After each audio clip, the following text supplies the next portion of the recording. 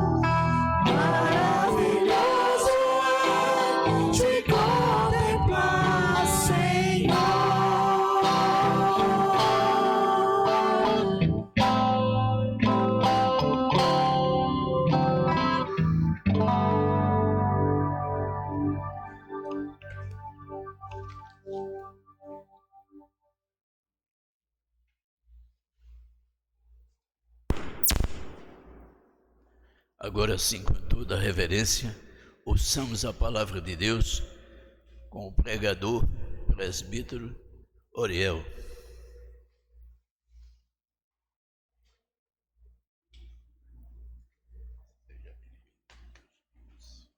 Amém.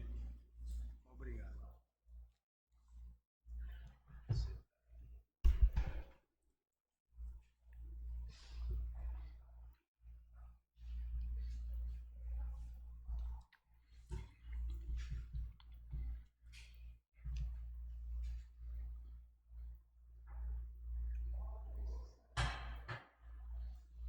Queridos, boa noite.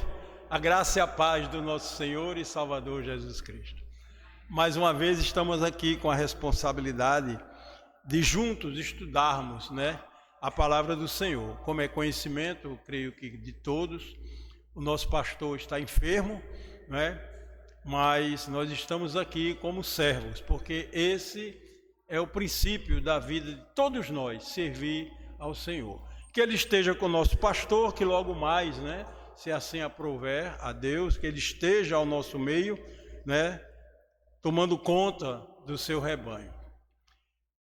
Hoje eu queria conversar com os irmãos, porque, como eu sempre digo, eu não sou pregador, mas eu tenho consciência que eu nasci para ser docente, eu sou professor, certo? Então, eu uso esse meu dom, conforme Deus me deu, com alegria, E hoje eu trouxe um tema para nós aqui meditarmos. O tema é o Jonas que sou. O Jonas que sou. Eu convido aos irmãos a abrirem as Bíblias, lá em Lucas, no capítulo 6. Lucas, capítulo 6, 3 versos, 36, 37 e 38. E daí nós vamos tirar o tema para o nosso sermão, para a nossa conversa essa noite. Todos abriram? Aqueles que puderem, por favor, em pé. Estamos de frente à palavra do Senhor. Aqueles que não puderem, continuem assentados. A palavra de Deus diz assim, a partir do verso 36, Lucas capítulo 6. Sede misericordiosos, como também é misericordioso vosso Pai. Não julgueis, e não sereis julgados. Não condeneis, e não sereis condenados. Perdoai, e sereis perdoados. Dai, e dar-se-vos-á. Boa medida recalcada, sacudida, transbordante, generosamente vos darão. Porque com a medida com que tiverdes medido, vos também medirão. Podem sentar. Vamos orar? Pai maravilhoso, mais uma vez, Senhor, estamos aqui com a responsabilidade de passar, juntamente com os irmãos, o conhecimento de Tua palavra.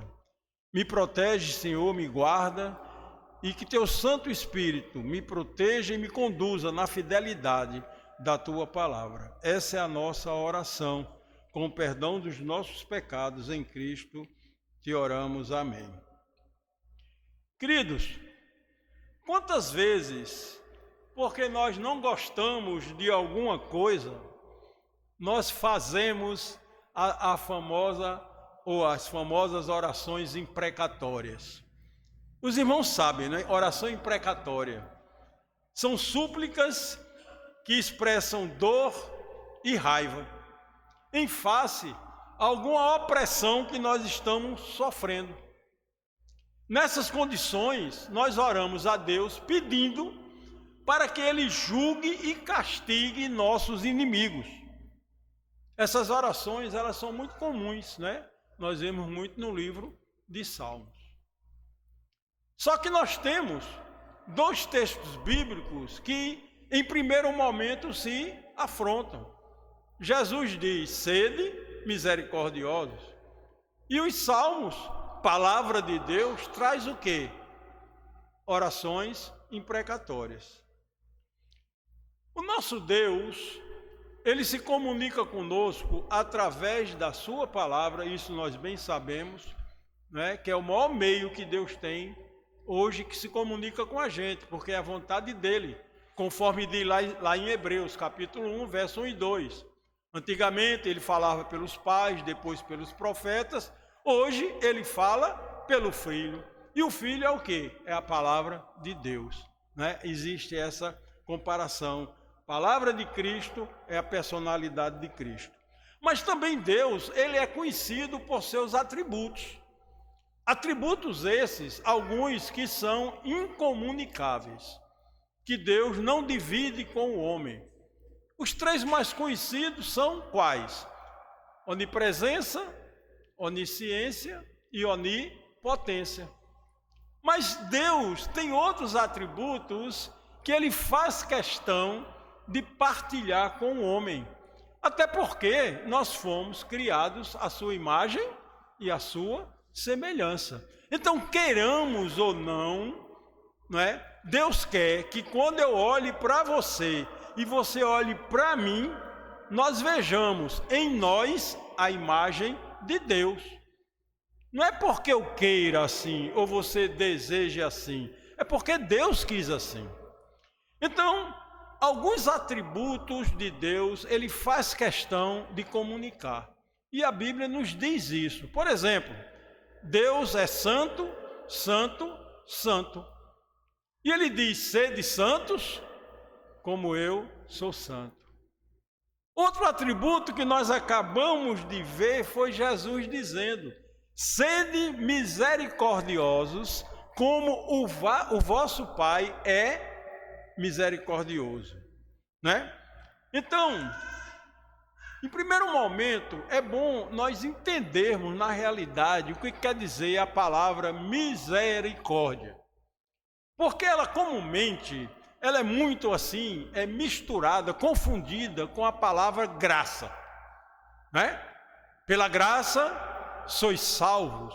Por que graça e não pela misericórdia sois salvos?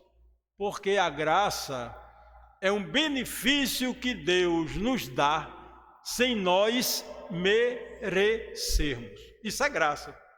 Já a misericórdia tem uma pequena diferença.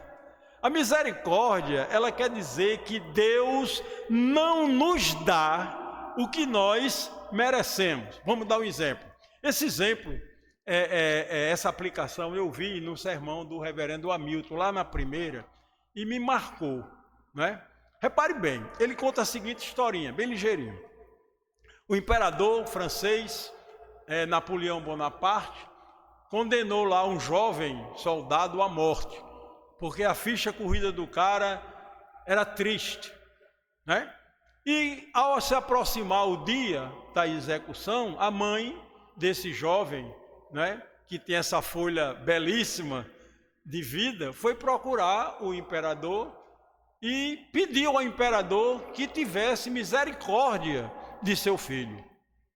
O imperador chegou, chamou lá o seu assistente, que eu não sei como é o nome, vem cá, fulano, traga a ficha desse rapaz. E ele começou a dizer, olha, seu filho fez isso. Se a gente fosse dizer metade do que o filho dele tinha feito de errado, a noite era pouca para a gente. Mas aí quando ele falou algumas coisas, a mulher disse, imperador, com todo respeito, imperador, eu não vim pedir ao Senhor justiça para o meu filho, eu vim pedir misericórdia. Porque tudo aquilo que ele houvera feito, ele merecia sim a pena de morte. Então, misericórdia é não nos dar o que nós merecemos. Mas agora, sabendo essa diferença, né? O nosso tema é o Jonas que eu sou, e está ligado exatamente, para mim, é o maior exemplo da Bíblia de misericórdia, é a vida de Jonas, e nós já vimos alguns detalhes, né, aqui na escola bíblica, não é verdade? Então, veja bem, cabe a seguinte pergunta, é pertinente. Como é que nós podemos exercer a misericórdia conforme Deus quer que nós a exerçamos? Como? Qual é o parâmetro que eu devo ter? Como é que eu devo usar esse atributo que Deus quer que nós usemos? Só tem uma maneira de saber. É buscar a resposta na palavra de Deus, né? E Deus nos dá um exemplo magnífico de como é que Ele quer que nós usemos a misericórdia. E isso Ele nos mostra através da vida de um servo. Assim como nós somos servos de Deus, Ele também tem um servo que nós conhecemos, chamado profeta Jonas. E é na vida de Jonas, no ministério de Jonas, que nós quando nós lemos com cuidado, nós vemos ali uma maneira que Deus nos mostra de como é que Ele quer que nós exerçamos a misericórdia. E foi daí, da vida de Jonas, que nós tiramos o título, o Jonas que eu sou. Agora, em primeiro lugar, né, é bom que a gente abra aqui um pequeno parênteses para saber a veracidade do livro de Jonas. O livro de Jonas, dentro do cânon, ele foi um dos livros mais perseguidos quanto à sua fidelidade. Muitos têm o livro de Jonas, né, principalmente, né, a teologia liberal, como um livro que é uma lenda.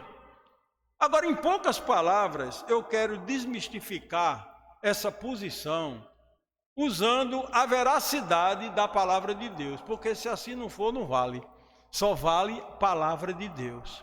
Certa feita, Jesus, quando pregava às multidões, vieram os sábios, né, lá os fariseus, os doutores, e pediram: mestre, a gente sabe que o senhor é mestre, mas nos dá um sinal. E Jesus simplesmente respondeu: o único sinal que eu dou a vocês já foi dado, que é o sinal de Jonas, que passou 3 dias e 3 noites no ventre do peixe. Agora, queridos, eu pergunto a vocês, uma pergunta tão séria que foi feita a Jesus Cristo, Ele iria usar uma lenda para sustentar a veracidade do que Ele estava dizendo? Fica a pergunta.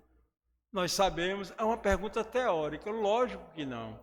Jamais Jesus Cristo iria usar uma lenda para sustentar uma verdade. Então, quanto a esse lado da veracidade do livro de Jonas, nós estamos seguros.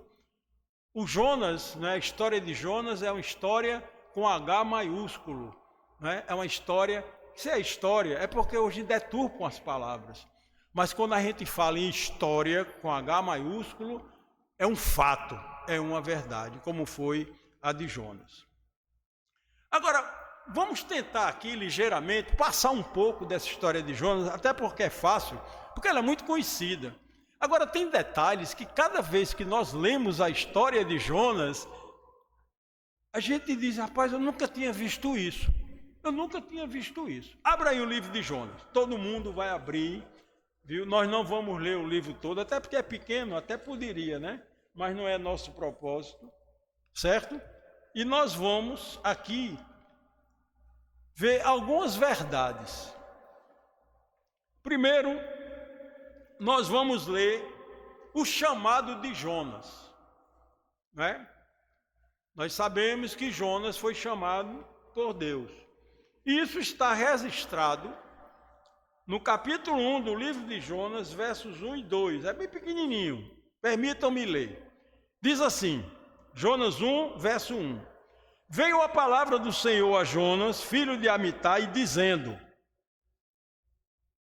dispõe-te, vai à grande cidade de Nínive e clama contra ela, porque a sua malícia subiu até mim.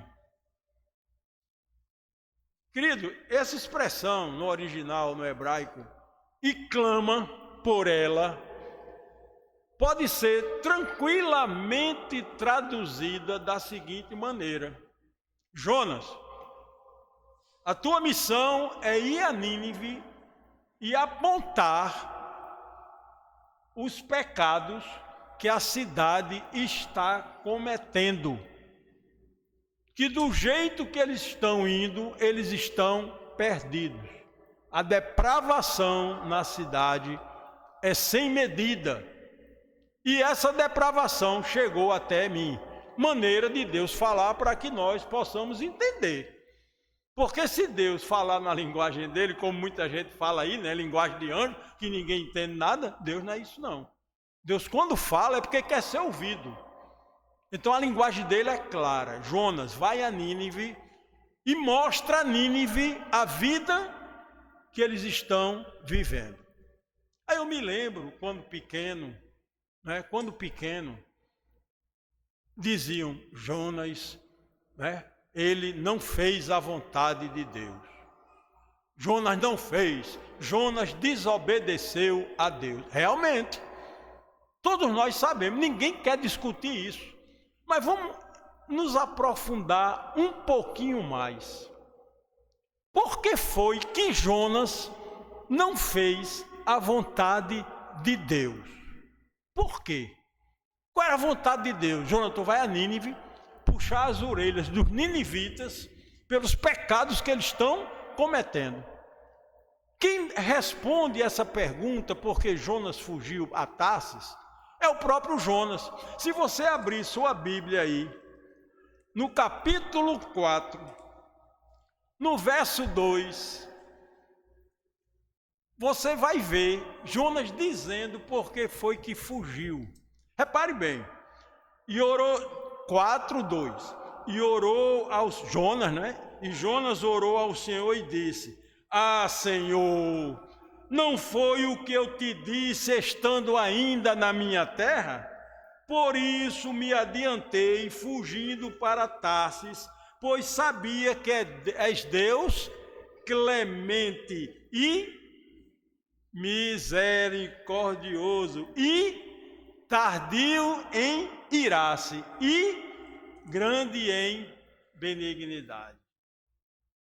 Então veja bem, Jonas fugiu, Jonas desobedeceu. Mas a Bíblia diz que Jonas tinha o conhecimento de Deus. E ele desobedeceu porque ele sabia que aquele Deus que ele adorava, o único Deus verdadeiro, ele era misericordioso. Mas peraí, o que é que Jonas tinha contra os ninivitas? Por quê? Jonas fugiu, não quis alertar quanto ao pecado de Nínive. Nós não vamos ler por causa do tempo, mas se você quiser, você vai abrir, certo? 2 Reis, capítulo 24, versos, salvo engano, 16 e 17. Eu vou contar a história. Jonas vivia um momento como o povo de Israel, numa condição tal, pelos assírios, perseguido pelos assírios, que ninguém sabia, no local onde Jonas morava, quem era escravo, nem quem era livre. Era o povo inimigo de Deus. Agora junte. Jonas, venha cá, meu filho, vá a Nínive e alerte do pecado de Nínive. Agora a cabeça de Jonas. Peraí, como é? Eu sei que esse Deus é misericordioso. Ele vai ter misericórdia, porque ele é misericordioso. Ele é tardio em irar-se, ele é longânimo. Contra o povo que está perseguindo o meu povo. Gente, eu não estou aqui justificando os atos de Jonas, longe disso. Mas eu estou tentando clarear a situação, o contexto da situação, porque Jonas tomou tal comportamento.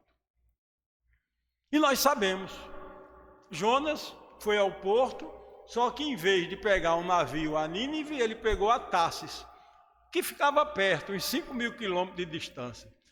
É tão difícil de calcular, porque a cidade hoje nem mais existe, mas é que os historiadores dizem. Foi justamente o oposto. Primeira lição. Jonas sabia que Deus era misericordioso, porque ele mesmo disse. Porém, Jonas, como nós, não sabemos que a vontade de Deus é soberana.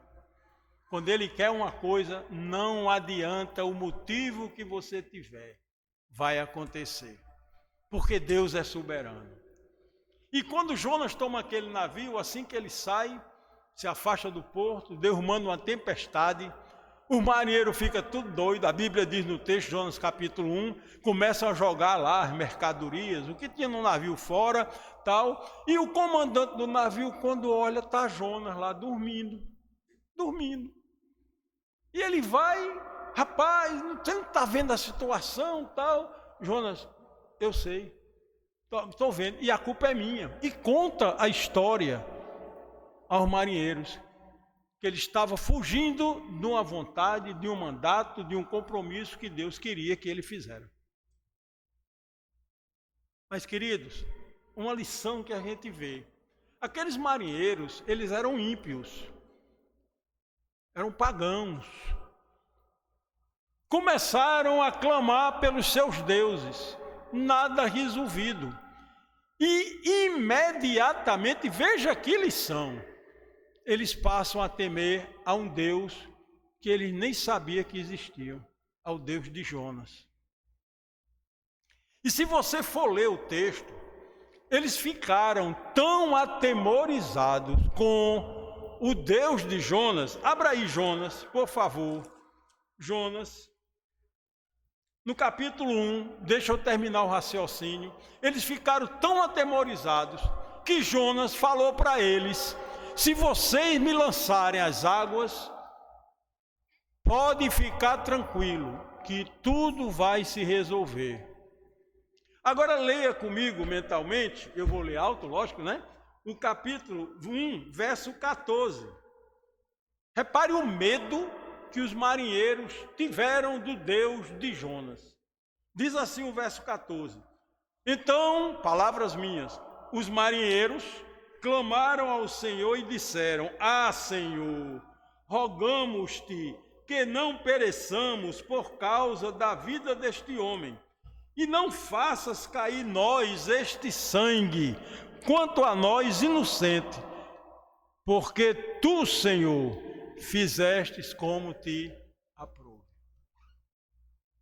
Quando Deus, queridos, quer se revelar, ninguém impede. Ninguém. Esse é o Deus que nós adoramos. Ele que se revela na hora que Ele quer, do jeito que Ele quer, como Ele quer.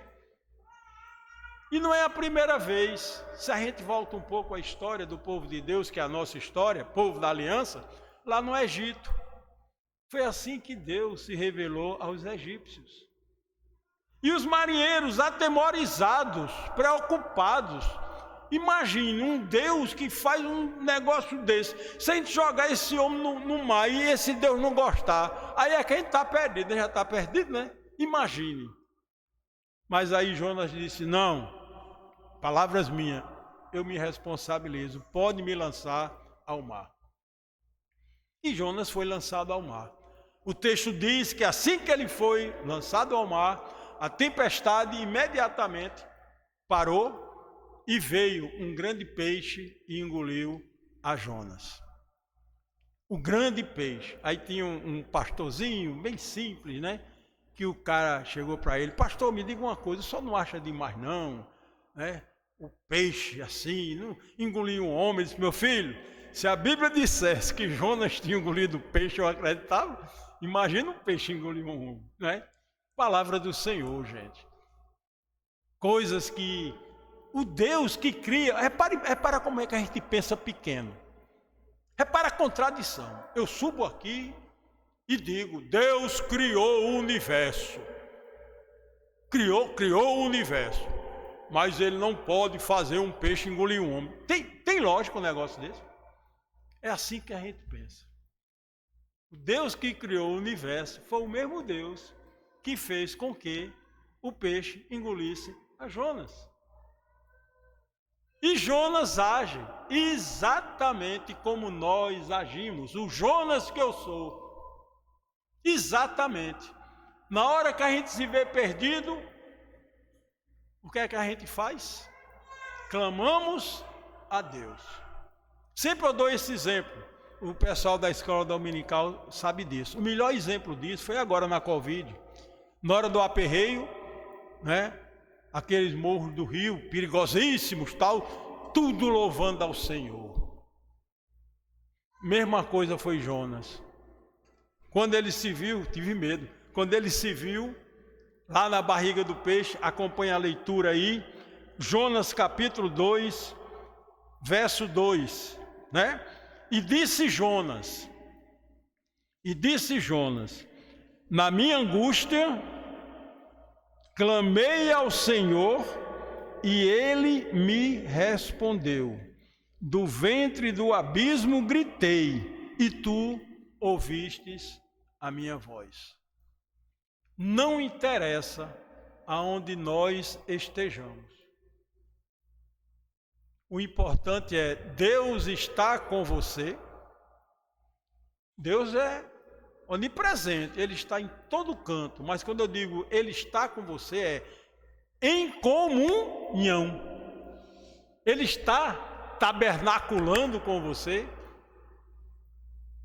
O Espírito Santo está agindo em sua vida, ou está triste, como a Bíblia diz, que ele chora, ele geme, quando nós não estamos cumprindo o que Deus quer das nossas vidas.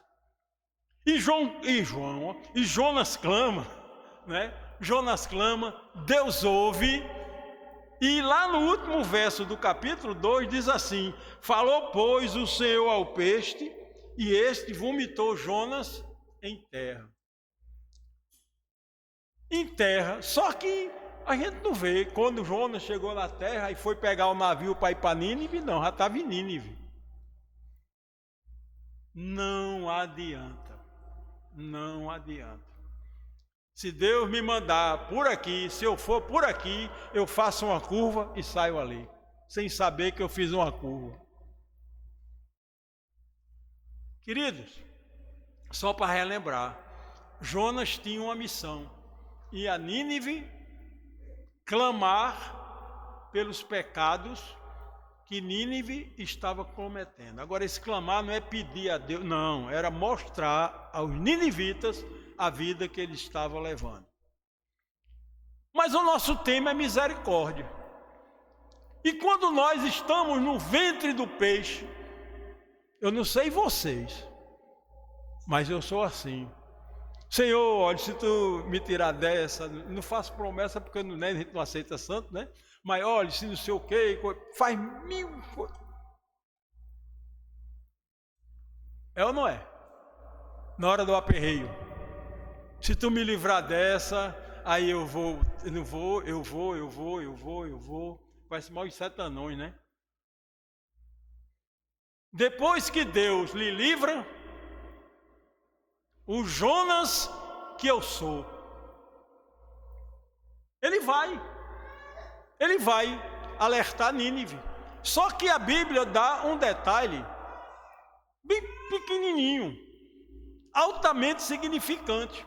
A Bíblia diz lá no capítulo 3, entre o verso, não vamos ler não, 1 a 4, diz o seguinte, que Nínive era uma cidade para ser percorrida toda, se gastava 3 dias.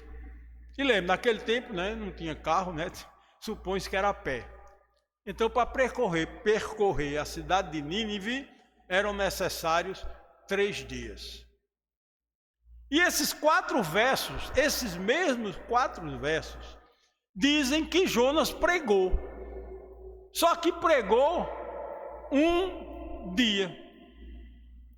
Isso quer dizer o quê? Com má vontade ou não. Se eu tenho um compromisso que para eu fazer eu gasto 3 dias e eu faço em 1. Segundo, a mensagem de Jonas foi somente essa que está no verso 4. A mensagem de Jonas foi essa: ainda 40 dias e Nínive será subvertida.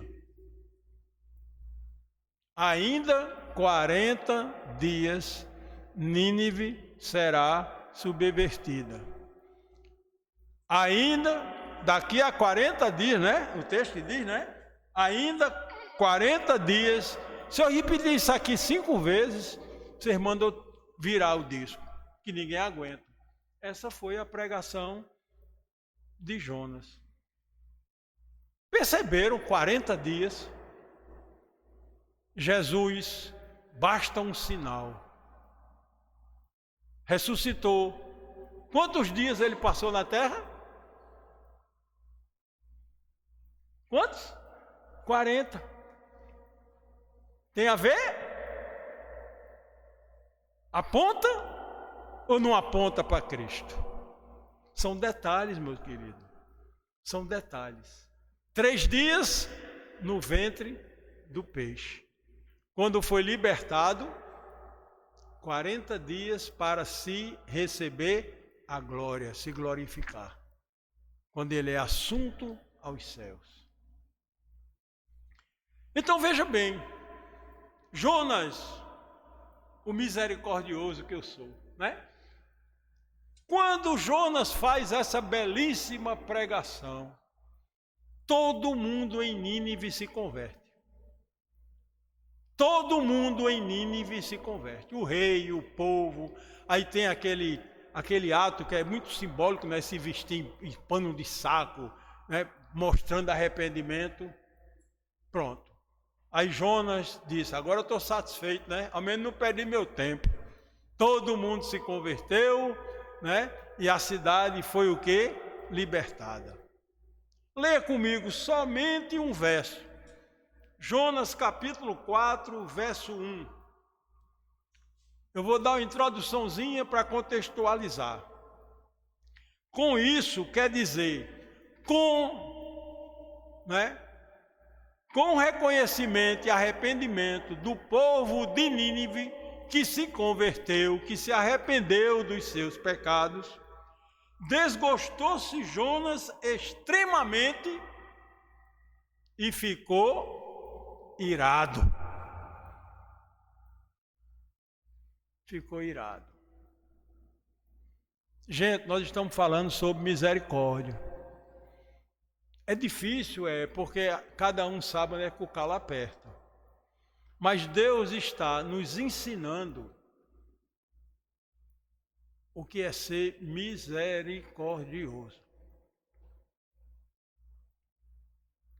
Os inimigos de Jonas. Nínive era a capital do Império Assírio, todo mundo sabe.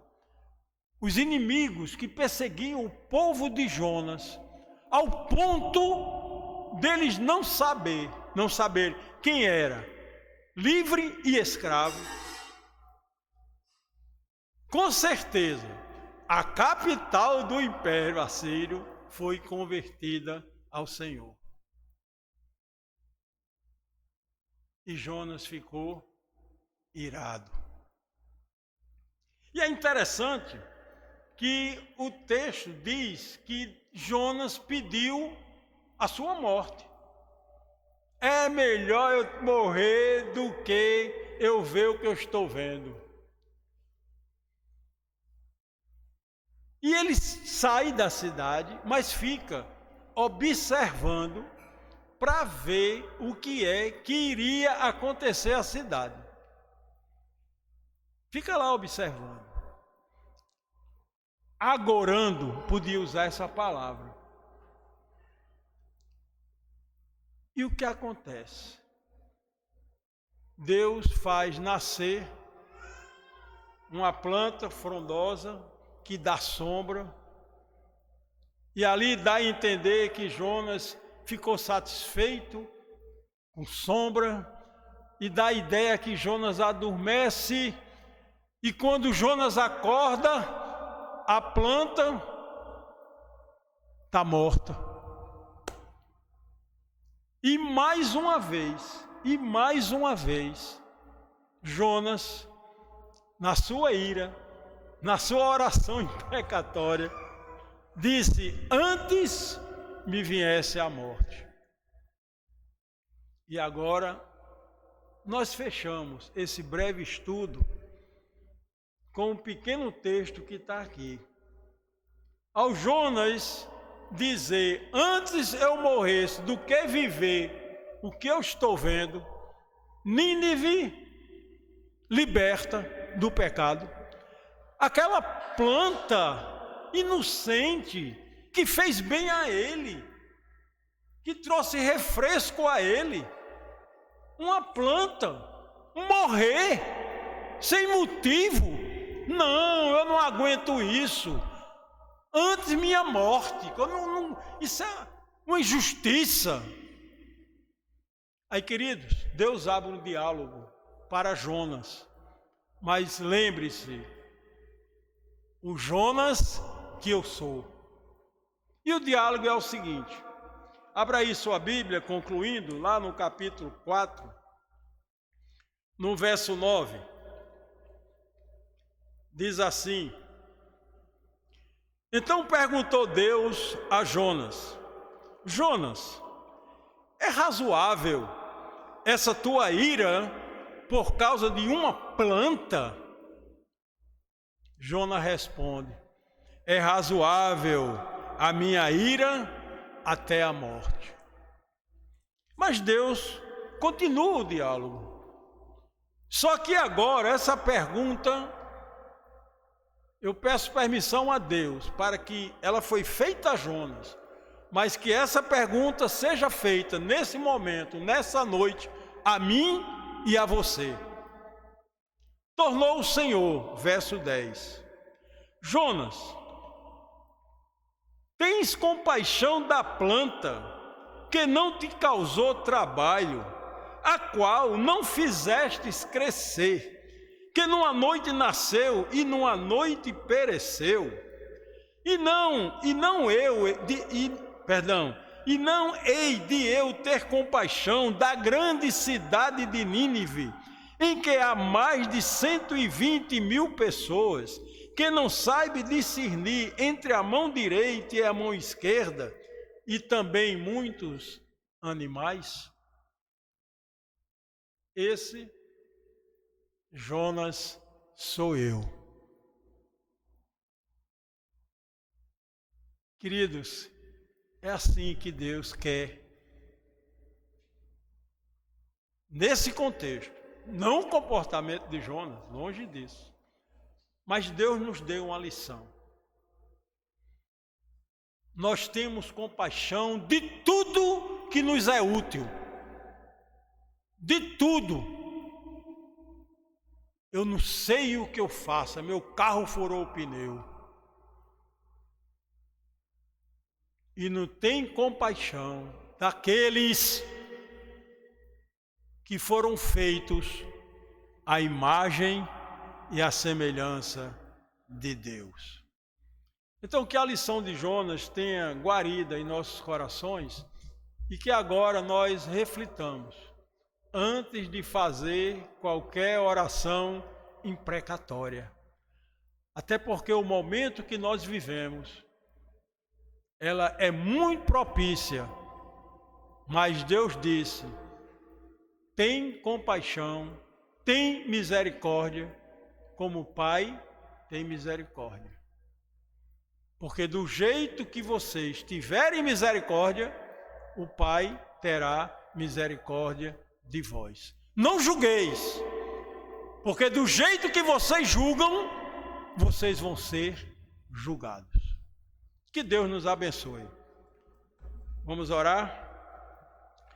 Pai amado, Deus maravilhoso, Tua palavra é maravilhosa, Senhor. Nós é que somos pequenos e não temos competência de segui-la como Tu queres.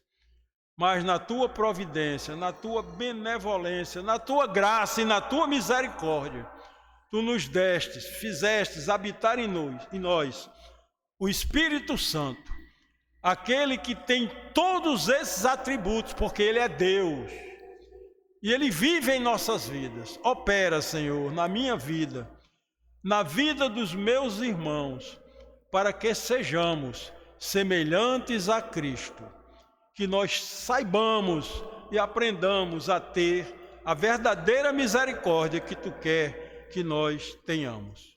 Perdoa, Senhor, os nossos pecados. Em Cristo te oramos. Amém.